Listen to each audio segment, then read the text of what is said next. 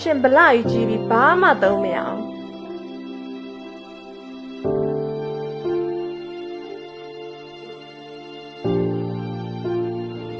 ဒါလေးတော့ကြည့်လိုက်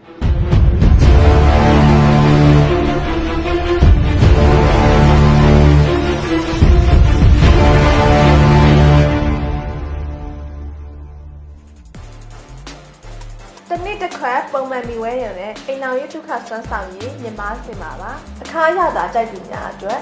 အစိမ့်ရတာကြိုက်သူများအတွက်ကောလာဂျင်ပါဝင်ပြီးအစိမ့်ရတာကြိုက်သူများအတွက်